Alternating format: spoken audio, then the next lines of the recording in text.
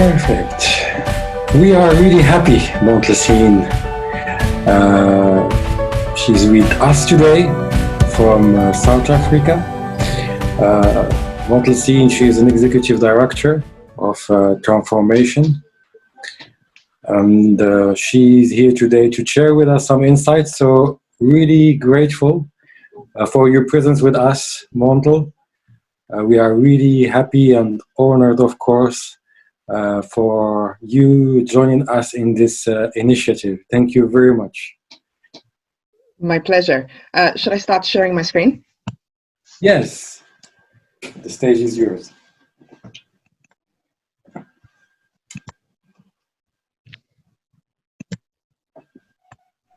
Great. So, hi everyone.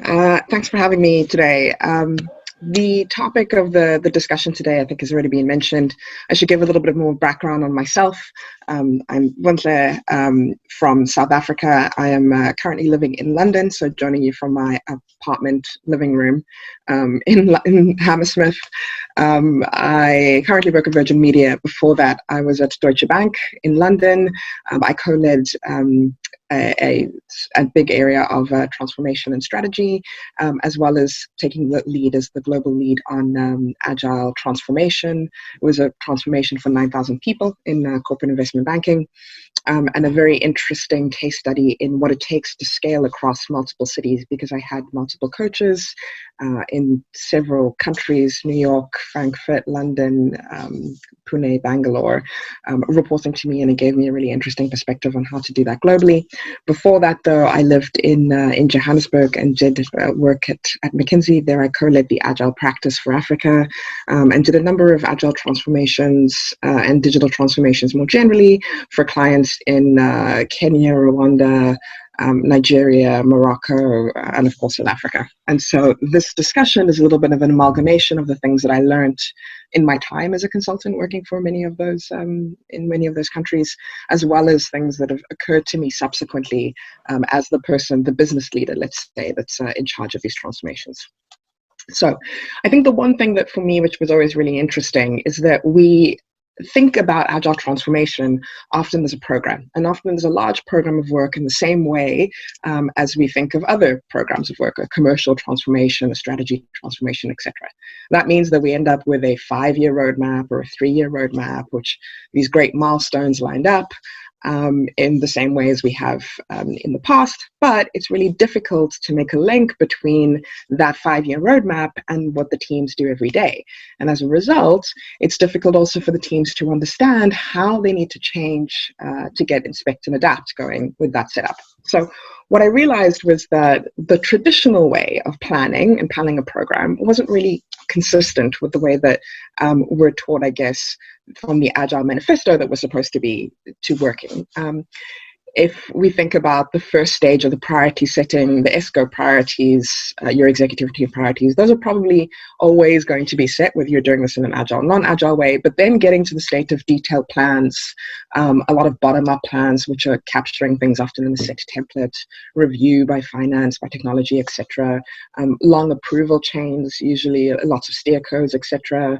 Boards created. There's a lot of circling back to make sure that things fit in with regulators, with internal compliance, with internal audit, with external audit, and then you begin a cycle of tracking and reporting. The challenge, of course, with this is that it doesn't take into account the reality that we know, which is it is incredibly difficult to know what's going to happen in 2 years, in 3 years, and incredibly difficult to know what you're going to do in your Agile transformation, even in 2 months. And so you create a trap for yourself as an organization because your planning process is not Agile. So that's one of the things which I think is a really interesting challenge to try and resolve. But the bigger challenge for me remains trying to link the kind of planning you would need to do for your Agile transformation, but also the things that the teams would be doing. So what do I mean by this? So on the one hand, there's this visual which kind of illustrates I think it's quite a famous one. I see it all the time, this onion of planning and Agile planning. the daily work at an iteration level, at a release level, roadmap and vision. And of course, the vision part is the same. The roadmap, I think, is a controversial term because I think some people would say you don't set a roadmap in the same way as you said it before, and I completely agree with that. But I do think having some vision for where you want to take your product as a big company is sort of a practical requirement. You can't really get away from the fact that you need to have some kind of plan to be able to show the people who need to release funding to you, right? So it isn't enough to sort of say we'll plan we'll have a backlog and we'll plan in sprints. You also have to have a little bit more of a broader overview of that. I think there's release and iteration. Hopefully, if your organization is really agile, those are the same kind of time frame, but not always, right? And I think in my experiences in particular, definitely not. I think the challenge for me is that when we think about the kind of things we're trying to achieve with the agile transformation in particular, so we set a vision of saying we would like to be able to use data, for example, to be able to understand the flow of work on the team, or to be able to understand the productivity of the team, or to be able to understand the value that is being created for customers by teams. Now, the challenge with that is it means that on a daily basis, teams need to behave in a different way and need to be able to use tools in a different way in order to collect the kind of metrics that would evidence that at the level of vision or the level of roadmap. But we often don't include those practical implications when we put out the plan, right? Because the plan at no point says, well, at this point, we need to actually think about how do we get teams to make strategic decisions about how they want to use Jira, not just as a task tracker, or how they want to use Trello or whatever it is might be, but also how we want to ingest that information as an organization, how we want to use that to get the kind of insights that tell us how well we're doing in terms of our vision for agile transformation. So one of the things that I did in the past was to make sure that one of the first things we did was set different KPIs for the executive team. So we said that we want to use data and the flow of value as a metric that was important to us. And so we changed the set of KPIs that the organization's executives had to hit basically to get their bonuses. So suddenly it was within their best interest, let's say, to think about release frequency and to think about other flow metrics in a way that they hadn't thought about them before. That then cascaded down to them saying, okay, well, what will it mean for the teams and how will they need to be able to change and record information, etc., for me to be able to get that out so that I can get my bonus, right, as I want to get it. And that led to a process of taking KPIs from 35,000 people, just 3,000 something plus teams, pulling those through via an API from Jira into a Tableau dashboard, which then gave you a drill down view. Now, we know that, of course, the metrics at an aggregate level aren't great, but to be able to drill down a little bit more into the team level was what that really provided. And so you couldn't have an aggregate view. I mean, you could have it, but it didn't really make sense to look at it. What made more sense was to drill down to what the actual team was doing. And then that gave us a sense of, well, we're not really getting a sense of what the value that's being created from this is. We may have a throughput, so we may have some view of defects, but that doesn't tell us is flow being the flow of value getting to customers more frequently. And so it helped us pivot and think about what do we need to change that KPI to. But the overarching point I'm making is that we tried to create that link between what we were trying to achieve from the vision of the transformation and the daily work and how the teams were doing that on a daily basis. I think being able to show that clarity is much more important than necessarily being able to have the detailed plans, right? Because it makes people feel like they're really part of the transformation and makes it also feel like it's real and it's tangible and you're taking steps that they can see towards getting to a different outcome for the organization. The second thing which I saw and which I've tried to break in my own work leading a transformation office is that the transformation office becomes the center of all decision making, the PMO, let's say. And there are, of course, really good reasons for doing this. Organizations feel like they need to have some level of control or governance over the teams, which sometimes teams, especially, let's say on the software development side, might believe is quite restrictive and is not in line with any of the agile principles that they would like to have as a team. I think how that comes about is people, I saw Virginia making mention to this idea of how we're moving more into the kind of complexity and chaotic ways of working, I guess, and trying to get back into simple. And I think the reality for most managers, especially, and for most leaders of Agile transformation, is you spend most of your time in the complex. And the reason for that, I think, is simply because of the cross-functionality of the number of people that you have involved in this. And certainly if I think about my own experiences working on teams and leading teams in consulting, it was really easy to think about what is the analyst doing on the team, what is the associate supposed to be doing on the team, what is the project manager supposed to be doing on the team, because I'd fulfilled all those roles myself, right? I had a really clear view of what was required in each one of those roles. When you start to lead cross-functional teams, and especially leading Agile transformation, those teams are not just cross-functional, they're cross-divisional. It then becomes quite complex and even quite chaotic, because you have no idea what the designer is supposed to be doing. You have no idea what all the architects are going to be doing. You have no idea what all the copywriters, for example, or all the people in marketing are supposed to be doing. And you can't have the same level of control or the same level of knowledge and information. So it means that you can't really make all the decisions for them. And you're forced to think about it in a different way. I think the reality of most organizations is that they then just further centralize decision-making and get a PMO that is strong, and they put more people behind the PMO, they put more processes behind the PMO, because they believe that that's the way that they'll be able to get more visibility on what's actually happening for the people on the ground. I think certainly I have seen that was a counterintuitive way of doing this, especially if you were interested in doing Agile transformation in an Agile way. One of the things I really liked at a big South African client in banking was that they were very clear that what they wanted to try and get was distributed decision making over time. And so they started out with the PMO, let's say, but then over time really distributed it much more to not the teams, but actually to the leaders. So they felt that it would be too much to allow the teams to make the choices themselves, but the leaders was kind of a balance that they could reach. So they even said that the finance team, for example, should think about how they were being agile. And so they organized and were involved in big room planning or PI planning. They happened to be an organization that went with Scaled Agile framework. And that was the finance team's mechanism for making sure that they were on a quarterly basis keeping up to date with what was going on and the complexity of the Agile transformation, both from a financial implications, benefits being realized perspective, but also just from the perspective of you're now working with a different sort of team. And so the way that you interact as a finance function also has to change because the team is working at a different pace. And doing that really allowed them to be able to have the kind of alignment that they wanted. They then also made sure that those finance people paired directly with business people. So it wasn't that the finance people were on a finance team. They instead became much more cross-functional and went over into business teams and had the business people making more of the decisions about how they would spend their own budget and how they would think about things. Of course, that required a bit of a fixed supply mindset where they weren't able to go over a certain budget envelope, but it certainly helped them have better prioritization discussions when finance was actually in the room and could say there is no way that we can go beyond this envelope, let's say. So figure out how to align better with your peers. You have the autonomy to make the decision, but you have to make it together as well.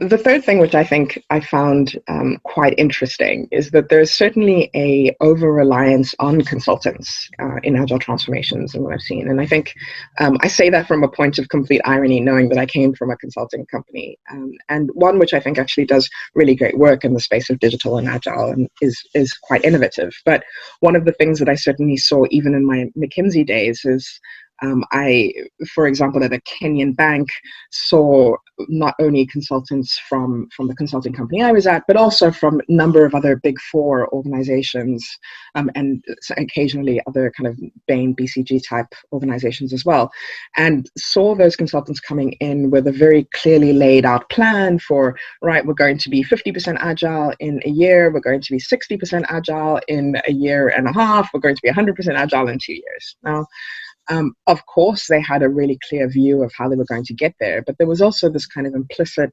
understanding that they weren't really also going to be there to see the outcome of that. And they also weren't there to really help the teams necessarily get to there. I think their role was really much more around helping the leadership get clarity on that vision piece and on the roadmap piece, and that was where they were best placed.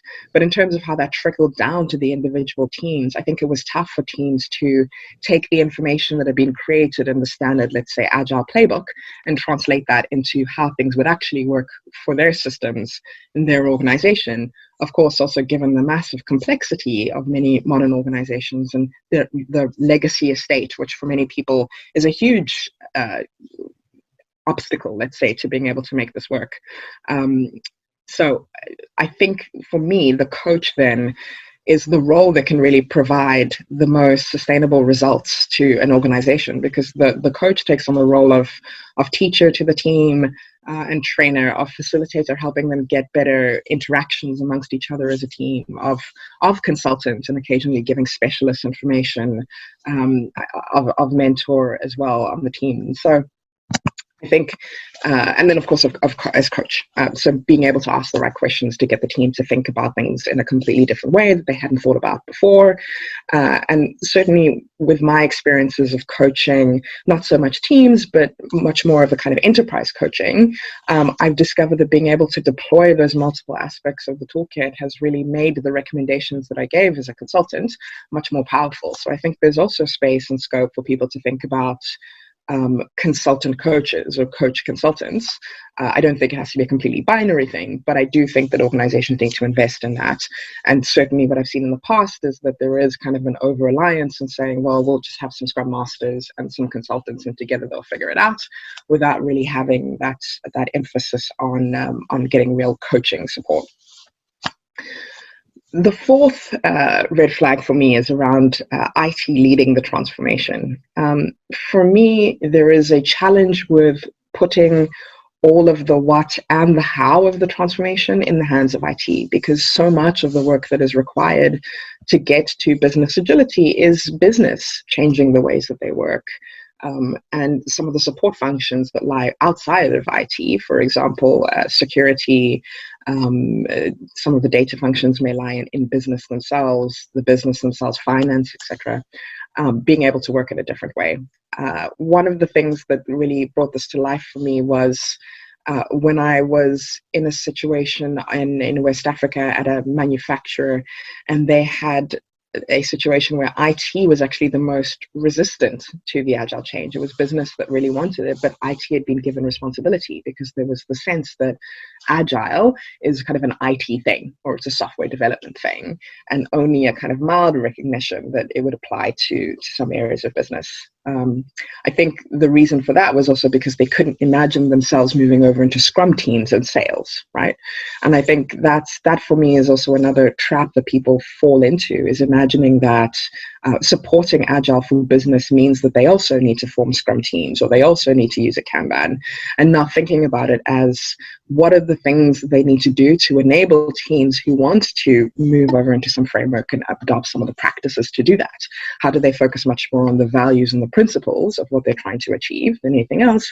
And how are they making the practical link between, if we want to get to these values and principles, what do we need to do? And I think a lot of that is around servant leadership and how we manage to help people understand what servant leadership even means. Because I think much like Agile, for some people, it's really, servant leadership has become a bit of a buzzword. They can't really make the practical link to what that means for their organization and what that means for their own behavior. What do I do differently tomorrow that I was not doing today? So from my perspective, it should be business that's in the lead to achieve business agility, and certainly that is making some of those decisions on the what, and perhaps leaving some of that how to IT and other support functions that have the technical expertise to understand how to get there, but business being in the lead.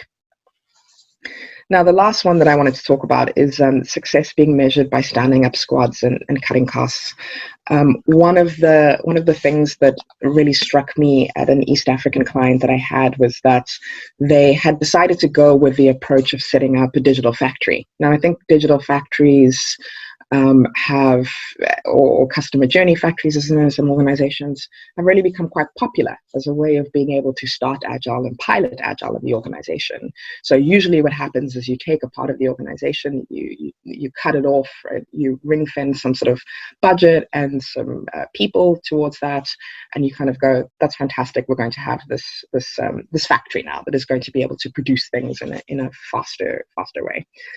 The challenge, I think, with that is it doesn't really take into account what you do after you get that pilot working, because everyone talks about, well, you kind of do this factory and then over time you scale it. But what does you scale it actually mean? That part is the bit that kind of falls by the wayside. And so at the client that I had, for them, they decided that they wanted to measure what scaling meant as the number of people, for example, that were being trained and the number of people that were being trained in Agile ways of working. Because for them, if they could get as many people outside of the factory as possible trained, that would mean that they were better equipped and better able to adopt the kind of practices and principles and the Agile mindset that they were trying to get as an organization. The challenge with this, I believe, is that they weren't really thinking about the theory of constraints. They weren't thinking about, well, it might be easier to measure the number of trainings that people are going on, but that doesn't really give a good indication of the way that they're practically changing their way of work. It might give us some indication about some of the practices that they've learned, but it doesn't give us an indication of the value that they're creating, of the psychological safety or trust on the team, of the flow of their work, and certainly not of the quality of their work. So for me, it's really about trying to think about how we accelerate agility through choosing metrics that relate to being agile, not necessarily doing agile, which returns, I think, to my first example of trying to make sure you have a clear link between all the aspects of the overall plan and the things the teams are doing at the bottom. You also need some way of being able to track, to measure, and to report that, so that you can get a good sense of whether teams are being agile or doing agile. I think the other thing which people don't consider is asking the teams themselves about how they're doing, and not asking them to give a sense of, I think some of these agile maturity models that I see often sort of say, do you have a daily stand-up, or do you do regular sprint planning? This is the kind of self-assessment questions that you should have. But I think to focus more on the things that you actually want the team to be doing. So do you feel that there's trust on this team? Do you feel like you're able to delight customers? Do you feel as though work is being delivered quickly through the value stream? Phrasing the questions differently in those kind of surveys or those kind of maturity models definitely yields a different kind of answer and might get you to a better understanding of whether teams are being agile as opposed to doing agile. I think the other thing is also not to have an over-reliance on just kind of the metrics as the full picture or the full way to say the story, but also to take a little bit of time to talk to the teams themselves and to have them give an indication of how they feel like they're doing in conversation. A lot of things come up in those conversations, and sometimes leaders of transformation spend a lot of time talking to only the leaders and to none of the teams. And so being able to have a little bit more of a collaborative way of also inspecting and adapting the way the agile transformation is going, so that you can understand that maybe some of the things you started off thinking about or doing, for example, measuring the number of people who had been on training, or the number of people who are doing daily stand-ups, or the number of people who are in squads, was not necessarily getting you to the right outcomes. And then being able to play that back to the organization and adapt on that, and think about how to do that differently. So I will stop there for more of a discussion. I think there's only a few of us, so it's a real opportunity, I think, for me to hear what you think and to talk a little bit more about your experiences of working on agile transformations and some of the red flags there.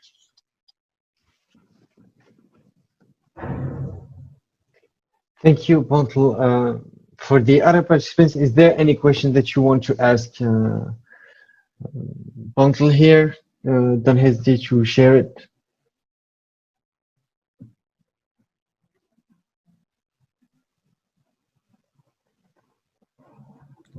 Okay, so that's great. That was really insightful. Any questions so far from the audience?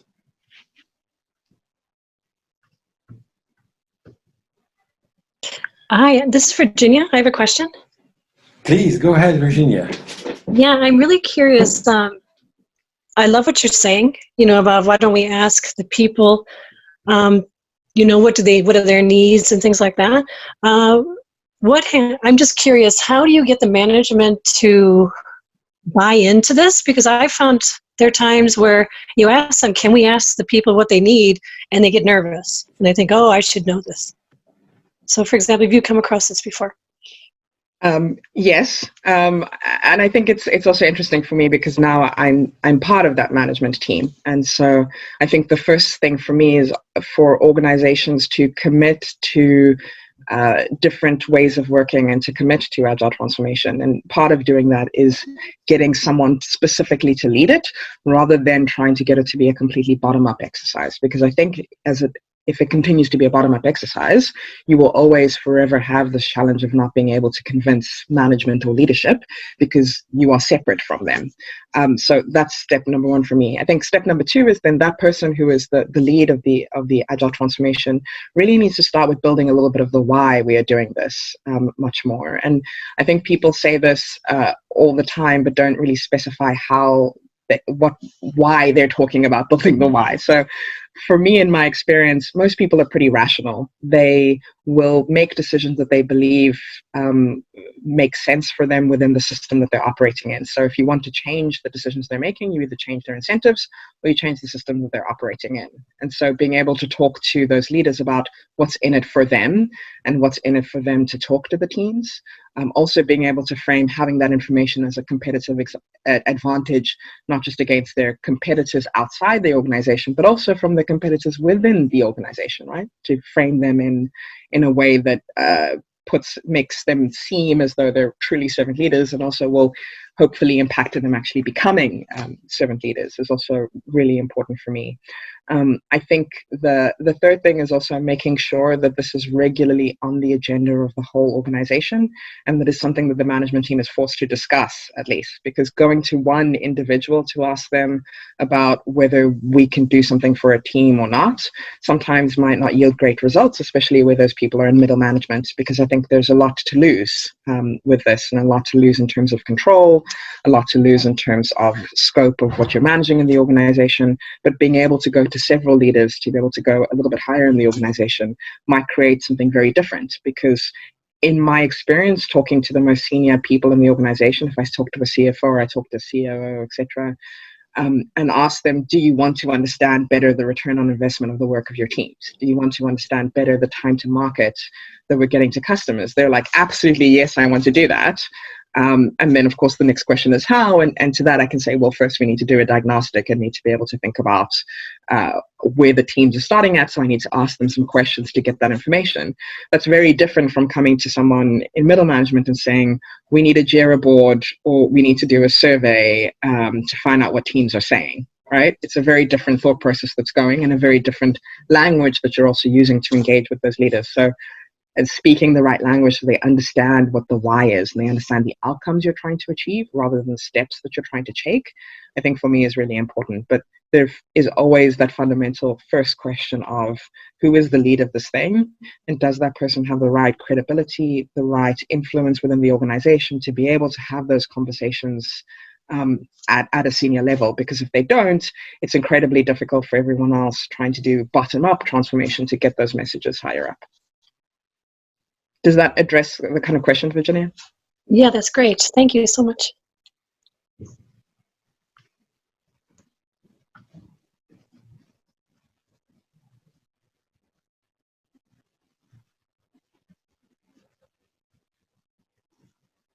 Okay, any other questions so far? I think there's one that came in the chat, how technology managers can succeed as agile leaders.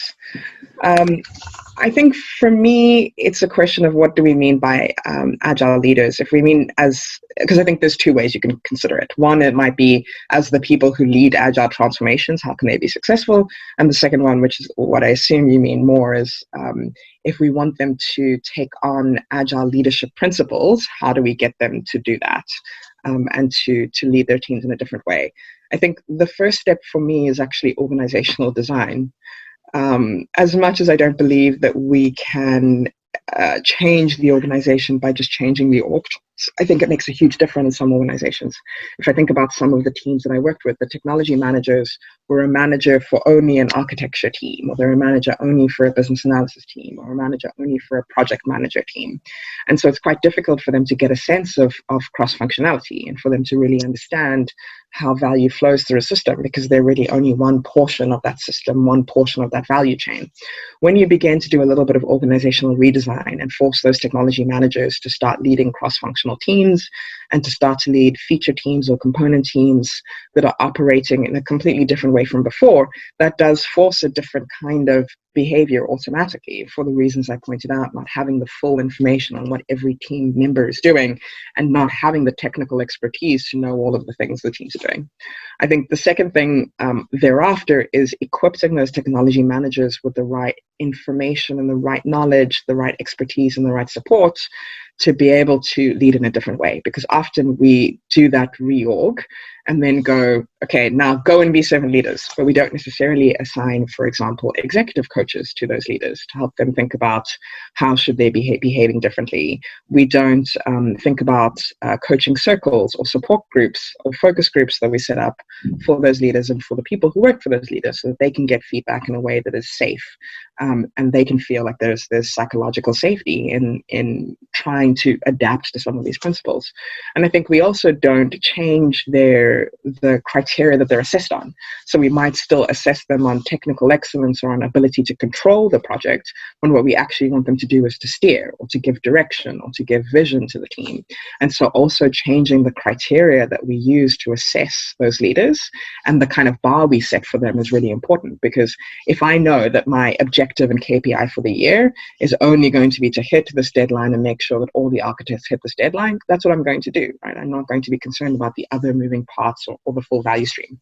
If, however, my incentive is around limiting WIP in the value stream and making sure that as many things are done as possible, whether it's by the architects or the developers or other people in the value chain, it's irrespective of who's actually doing it. What's more important is the outcome.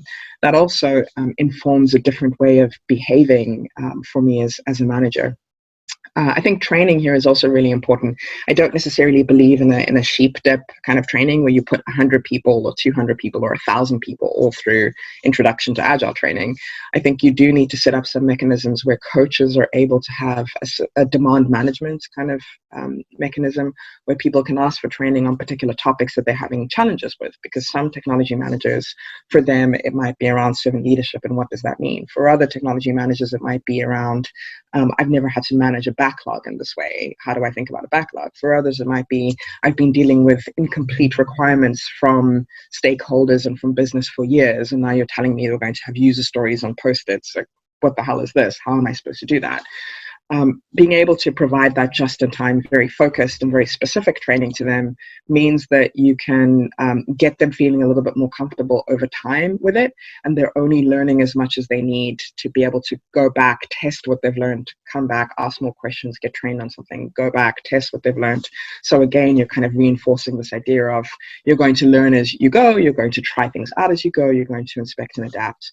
And if we can get to a place where we allow technology leaders the freedom and the safety to be able to do those things without their job being at risk, without their credibility being at risk, but rather with an expectation as an organization, with a vision that's set and a product roadmap that's set, with time to experiment, time to make mistakes built into it, I think that's how we get to technology managers being better Agile leaders. I hope that answers the question.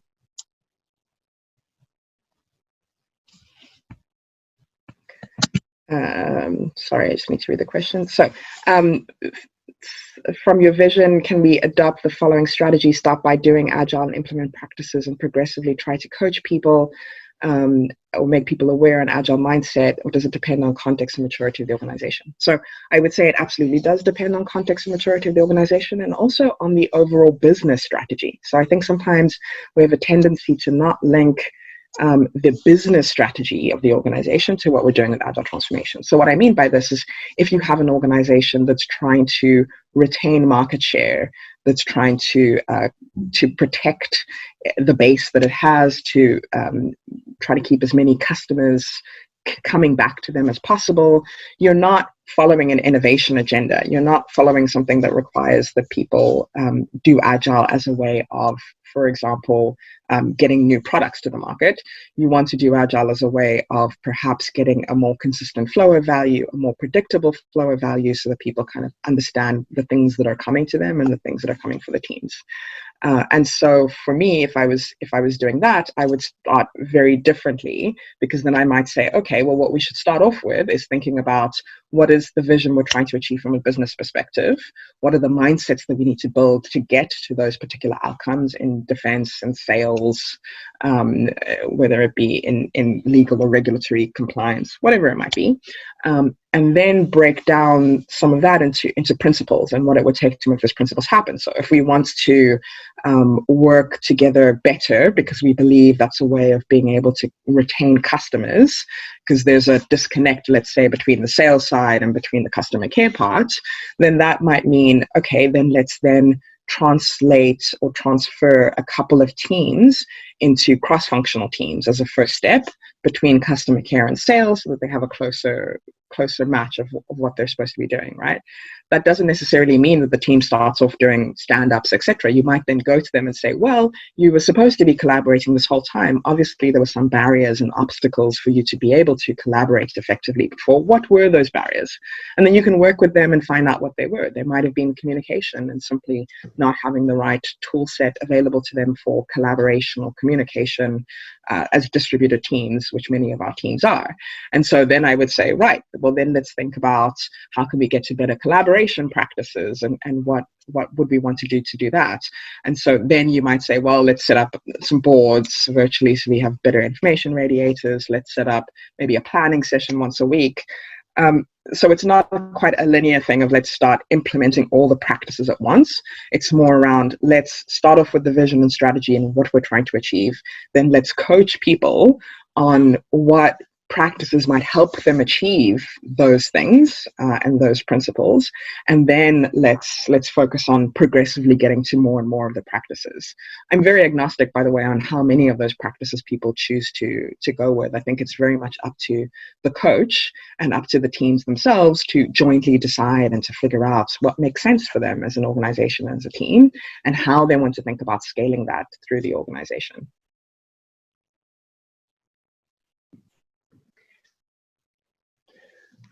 Is there any other question?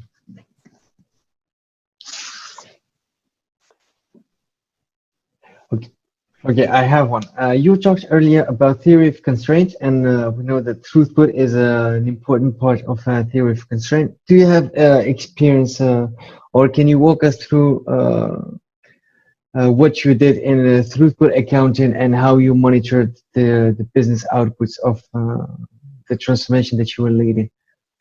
So I don't know if I mentioned throughput, because throughput is never a metric that I think is helpful for teams to measure. I think it creates bad incentives for teams, because then they believe that they need to get as much done as possible, as opposed to focusing on the value of what they're doing, and as opposed to focusing on making sure that they're completing something end to end and it's going to a customer rather than my team completed it. So I would never think of throughput as something that we should do there.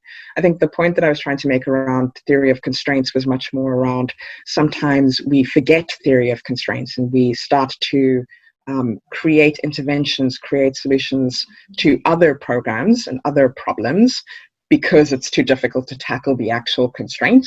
And so we'd rather work around that, not recognizing that if we don't deal with the constraint, whatever it might be, even if it's very difficult to address, we don't get to anything else. In terms of how I think about measuring the business outputs of the transformation, I think that's also very dependent on the maturity of the organization. So organizations that have a very mature accounting team, finance practices, you might be able to do something like what I did with a big bank in South Africa, where the finance team adopted scaled agile framework.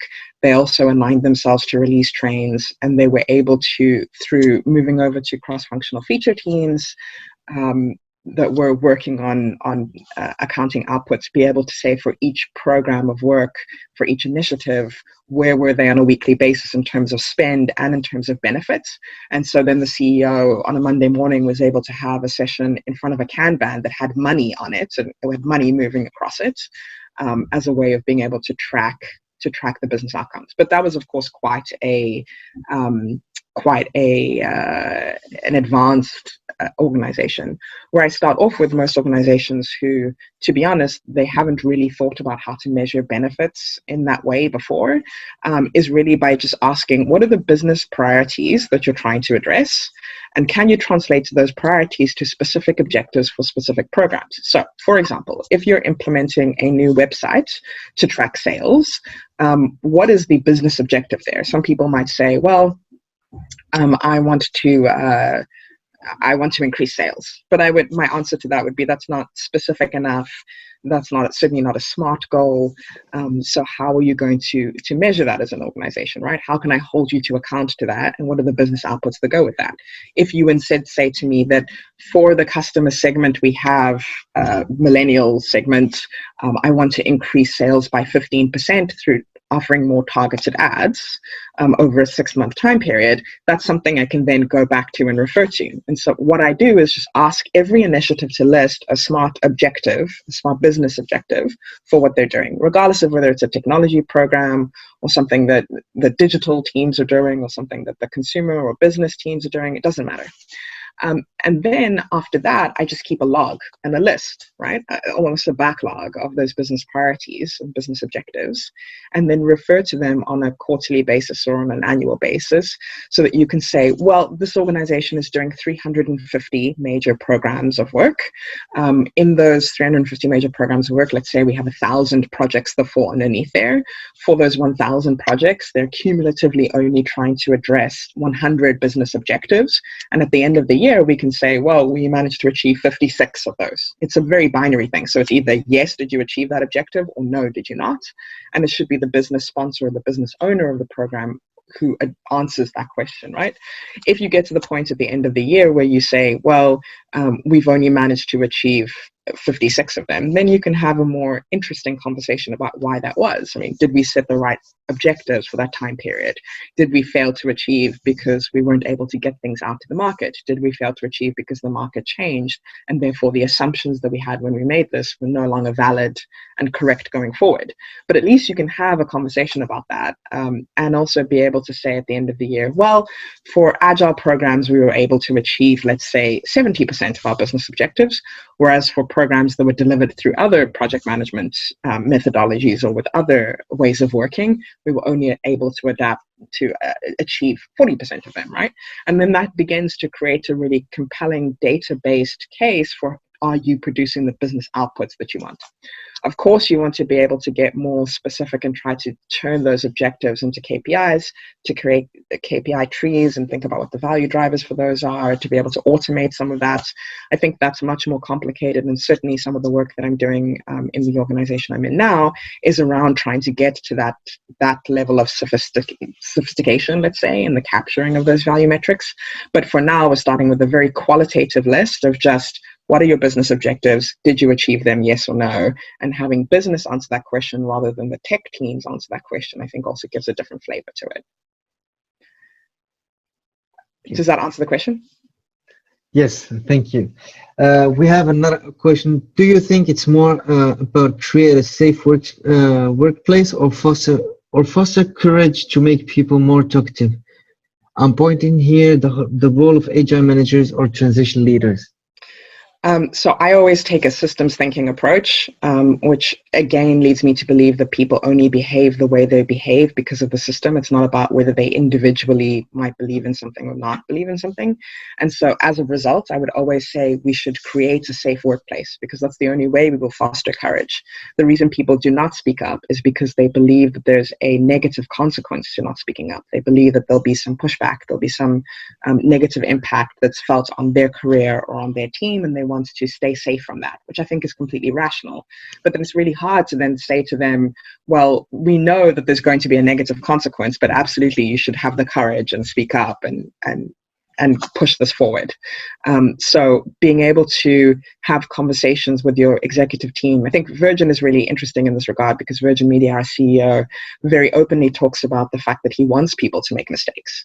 And one of the things he's also done, which I certainly admire, is that he also talks about his own mistakes and how his management responded to those.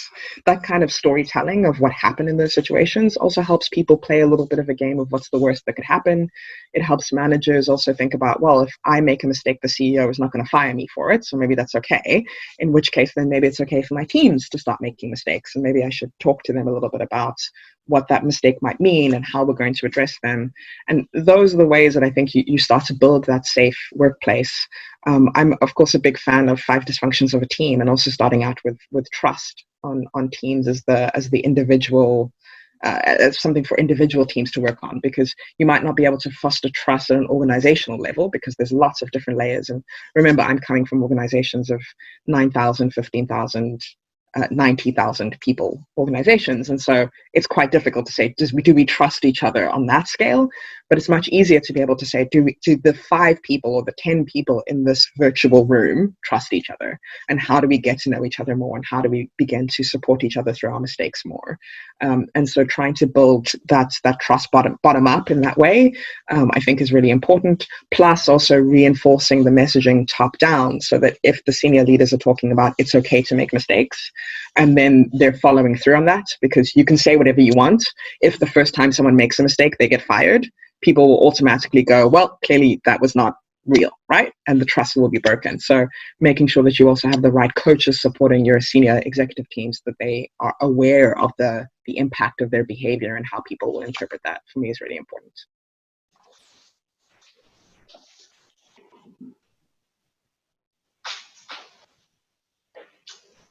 Great, really insightful, really insightful. I hear a lot of things that reasons with coaching and organization coaching.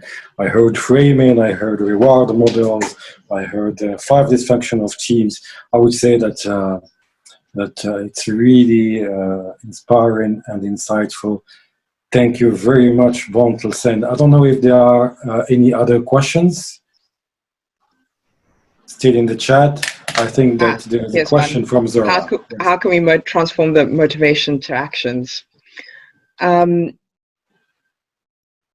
So I think that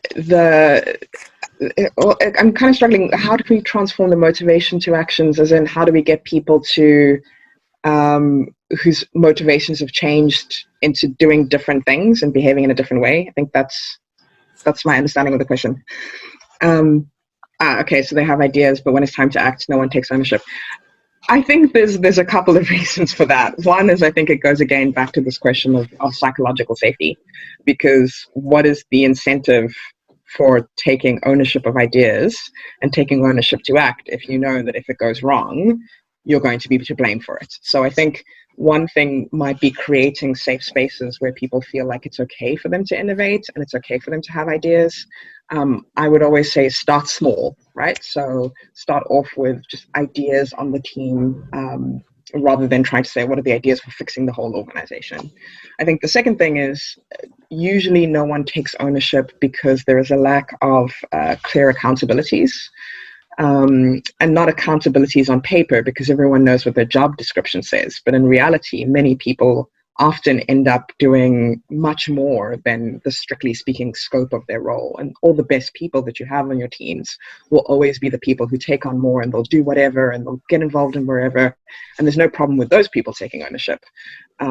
But we often don't force others to take ownership of things by assigning explicit accountability and then also holding them accountable to that. So do we check in again to find out, well, you had this idea, did you actually achieve it?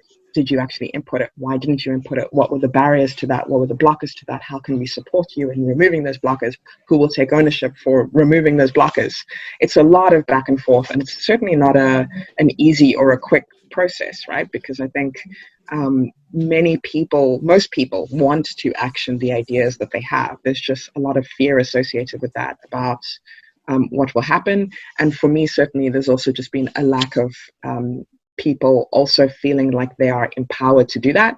So if someone hasn't told them explicitly, like, I give you permission to go and do this idea and to take whatever actions you see fit to fulfill that idea, it's very unlikely that we can get them to take the real ownership of that. So again, it goes back to this point of create the safe workplace or foster the courage. Absolutely create the safe workplace. And in this case, create a workplace that encourages people to take accountability and then that holds them accountable and keeps on asking them the question, did you do it? Why did you do it? Why did you not do it? How can we help you? How do we make this better? How do we move this forward?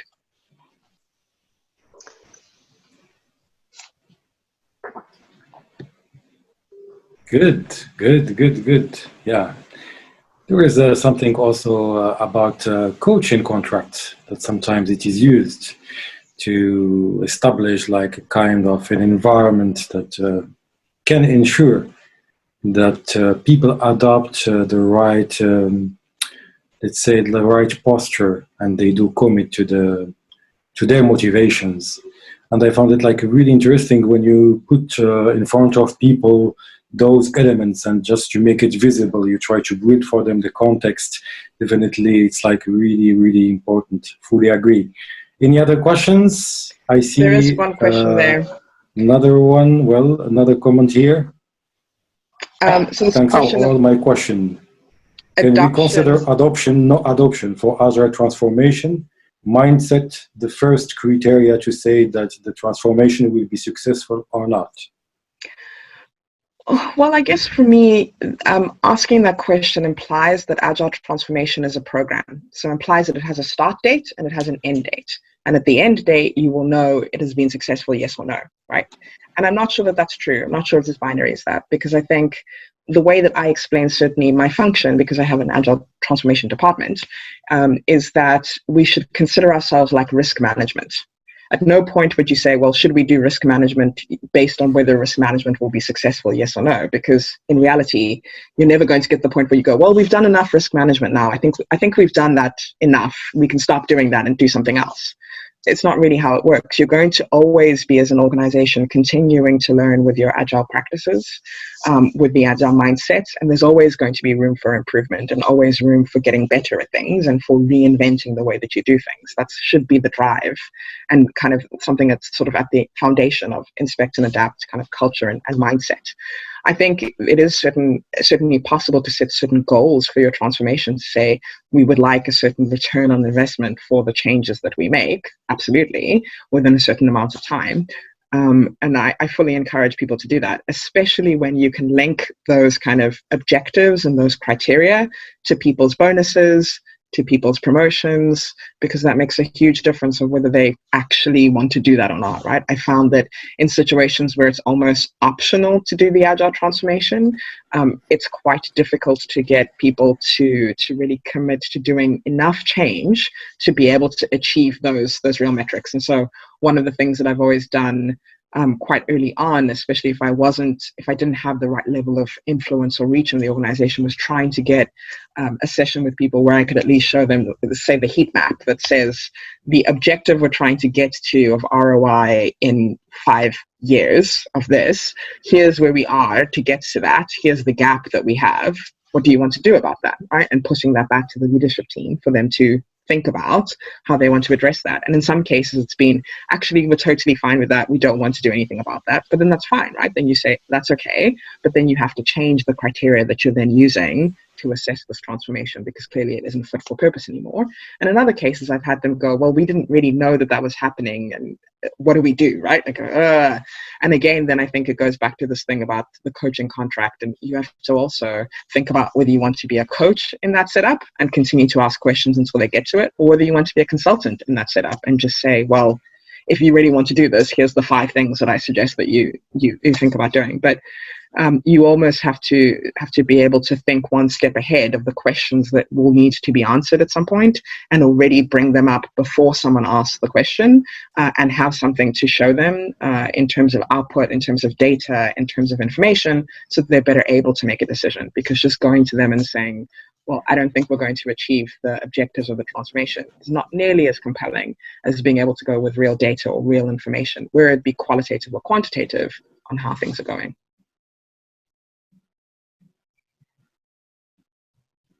Good. Excellent, excellent. Okay, I see there is more questions.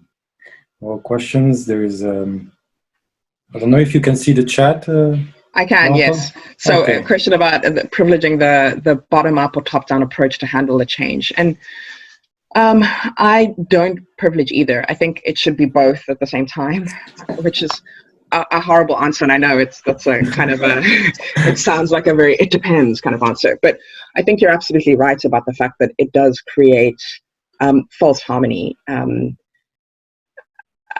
a lot of the organizations that I've been in, it's because they often have a consensus culture. And so in those consensus culture, we all have to agree or be seen to agree in order for us to do something.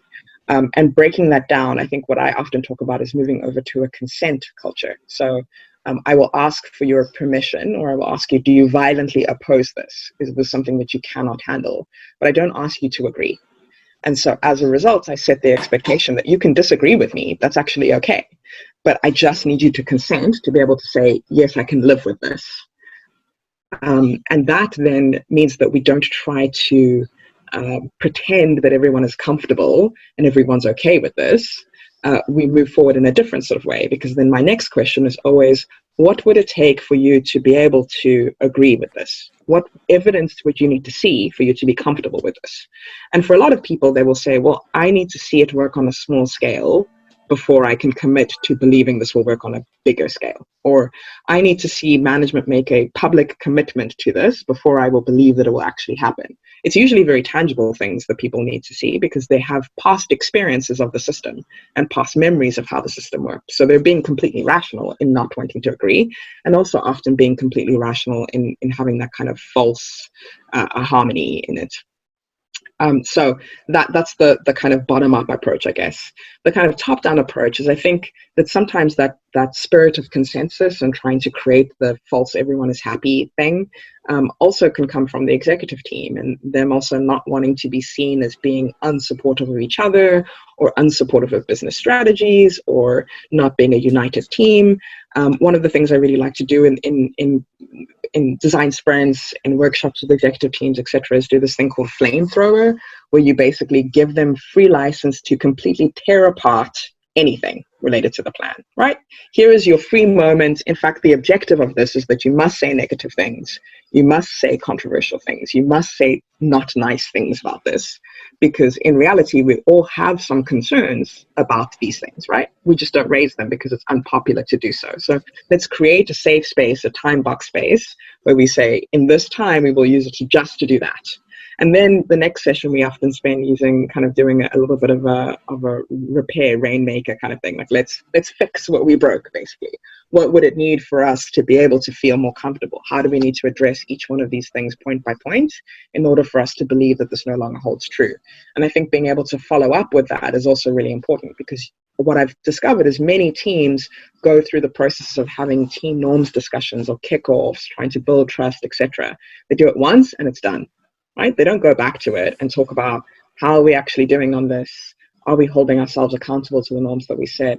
Are we still able to do the things that we had set out to do up front? And that has to apply not just kind of at the level of the software development team, but also at the level of the executive team, to be honest, because they are as human as any other team is, and as open to keeping up that false facade, let's say. So being able to do both top down and bottom up at the same time, that's the role of the transformation lead. Thank you for sharing your brilliant wisdom, as Virginia said right now. Thank you, Virginia. That was great to listen to you. I fully agree with all your answer, and that's really amazing. I would just drill down on the idea of this question, top down or bottom up. I mean, it's an amazing question because I've been thinking about this one for several years. And I found that cultural aspect, if you go to India to run a transformation, or to Kenya, or you go to the States, or you go to Belgium or Holland, it will be always having some cultural patterns that will actually influence the way you drive the change. So it's fully adaptive. And as you said, definitely it's fully dependent on the environment. And this questioning of the environment, this inspect and adapt culture is alone this kind of adaptivity to the environment. Great. Well, we still have 2 minutes. I don't know if you want to end with something, Bontle? I think, returning to the idea of what this conference is about in terms of agility in Africa, I think a lot of African organizations, like everybody else, are beginning their agile transformation journey, let's say, right?